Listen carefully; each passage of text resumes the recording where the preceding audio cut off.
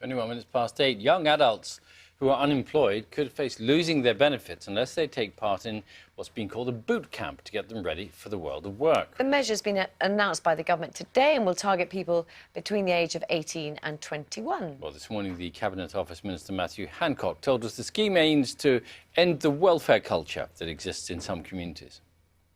Tackling this cycle of dependency where people leave school and go on to a life of benefits, I think that's unacceptable.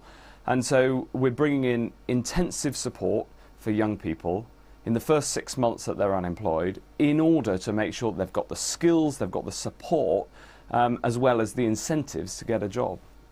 Well, let's talk more about this. We're joined by Liam Beattie, who struggled to find work after university and claimed the job seekers allowance for a few months at the end of last year. So let's rewind a bit for you. Morning to you. Good morning. About that first 6 months, could you have done with intensive support? Would it have made a difference?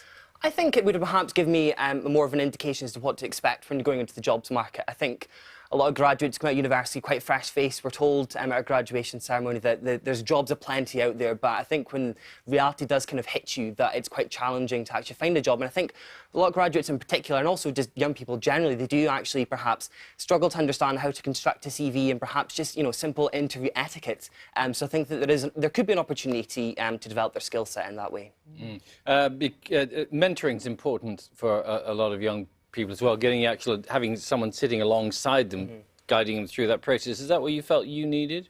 I think personally, through doing volunteering and through doing internships, I think I was able to build up some skills. But I think for other young people, perhaps who haven't had the opportunity to go into college or further education, that could be useful. But I think it's very much got to be from other young people themselves. That's why I think that the government's perhaps missed a trick on this. I think that they should perhaps be looking at more careers information in schools so they can identify the skills that young people perhaps need before they go into the jobs market. So hopefully they can bypass the job centre and go straight into employment. You were on job seekers allowance, weren't you? What Yes. did you have to do in order to qualify to get it? Because you had to prove that you were trying to get a job, didn't you? Yes, I had to make it clear that I was looking for jobs, and there was that expectation there that you had to be searching for lots and lots of jobs. But the website that I was told to go on, I think it's the Universal Jobs Match website, it wasn't really suitable for the skills that I had, and I think that's similar to a lot of young people. You know, a lot of graduates do come out and they're just kind of funneling into retailing jobs, and that's absolutely fine. But again, it doesn't meet the skill sets that you've actually received. So what sort of jobs were you pushed towards? I was pushed into retail. I think as soon as I said I'd selling, or yes, I think as soon as I was told, I told them that I had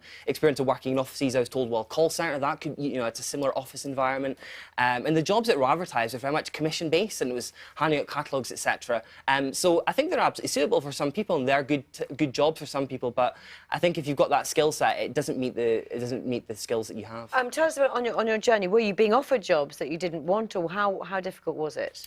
The jobs that I was offered, they just weren't necessarily suitable. They weren't. Some of them were. I come from the rural Scottish borders. Some of them were quite far away in the borders, and transport's a massive issue. So I noticed the government minister was on earlier saying, well, you know, it can cost up to £4 to go back and forth to the job centre, and it could, you know, it could cost almost like £12 per day to actually go back and forth, to get to a job. So that would have made a difference if you could have help with getting there, even, would it? I think so. Yeah, I think that some people perhaps who are in the cities have a more advantage. That's primarily why I had to do a bit of sofa surfing in Edinburgh when I was moving from part-time job to part-time job. I was staying on my sister's sofa, and I was also staying at my partner's family's house, simply because I had no alternative to actually, you know, to be closer to those jobs that were available. So how are you doing now? Well, I'm actually moving on to a new job. I'm actually moving on to work in the third sector, which I'm really looking forward to. Based up in Edinburgh, I'm working for an HIV charity up there, so I'm very much looking forward to it. And just really quickly, what is your top tip for people to trying to get a job like you were? I think volunteer. I think do as many volunteering opportunities as possible, and especially when you're within education itself. Liam, thank you very much. Thank you. 25 past 8. Naga's in for Victoria, Derbyshire again this morning. It's